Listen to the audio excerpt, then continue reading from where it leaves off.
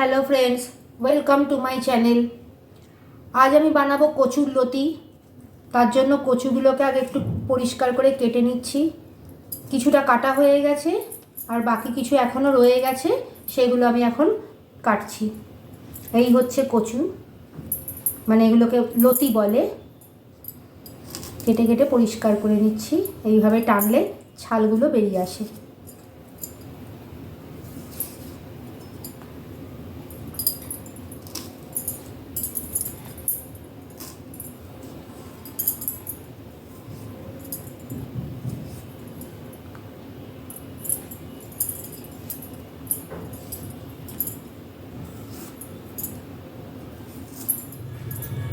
লতিটাকে আমি একটু নুন দিয়ে একটু 10 মিনিট হলো মাখিয়ে রেখে দিয়েছি। অল্প একটু নুন দিয়েছি। এবার আমি তেল ঢালছি। এই রান্নাটাতে জল দেব না, একটু পরিমাণ মতো তেল দিতে হবে।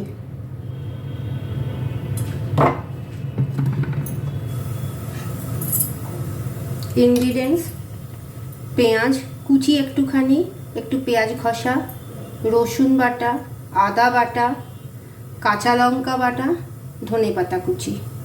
আর কিচ্ছু লাগবে না।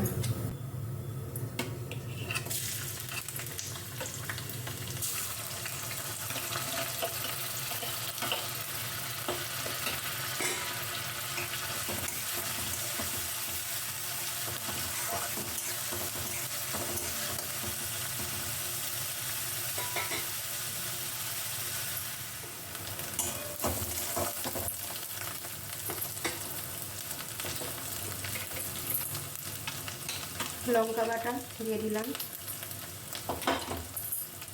রসুন বাটা দিয়ে দিলাম,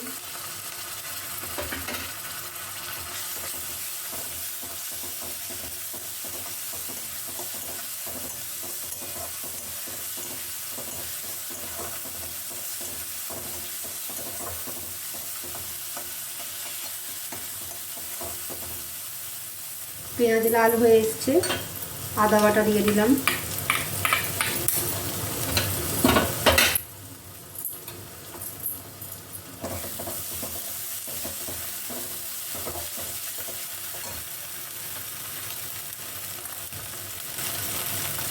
একটু লাল লঙ্কার গুঁড়ো, একটু হলুদ, এইটুকু একটুখানি জিরের গুঁড়ো, খুব সামান্য, আর কিচ্ছু না। একটুখানি নুন, যেহেতু লতিতে একটু নুন আছে ওই জন্য একটু নুন দিয়ে দিলাম।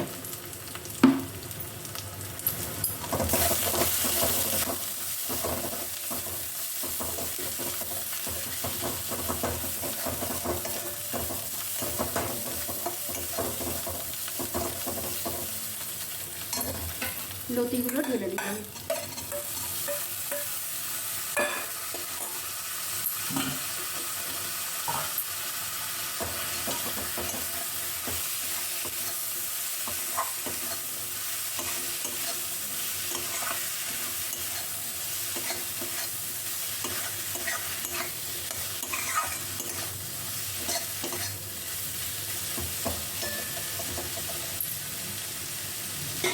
ভালো করে মাখানো হয়ে গেছে, এবার ঢাকা দিয়ে দিলাম, আঁচটা কম করে দিলাম। একবার উল্টে পাল্টে করে দিলাম। লতির যে নিজের জল, সেই জলেই রান্না হবে, কিন্তু আমি কিন্তু এক্সট্রা কোনো জল দিইনি। এই ধীরে ধীরে ধীরে ধীরে লতি নরম হয়ে যাবে, লতির আস্তে আস্তে হয়ে যাবে। আবার ঢাকা দিয়ে দিলাম।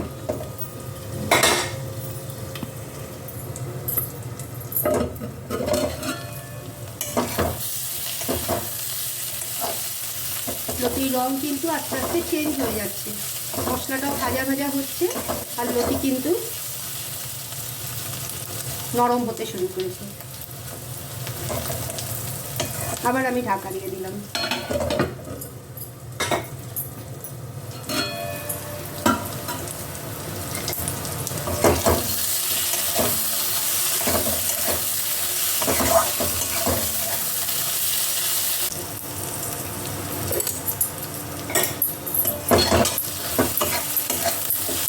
লতি রান্না শেষ, পুরো মশলাটাও ভাজা হয়ে গেছে সুন্দর, লতিও নরম হয়ে গেছে। এবার আমি ধনেপাতাগুলো দিয়ে দিলাম, দিয়ে একটু নাড়িয়ে নিলাম।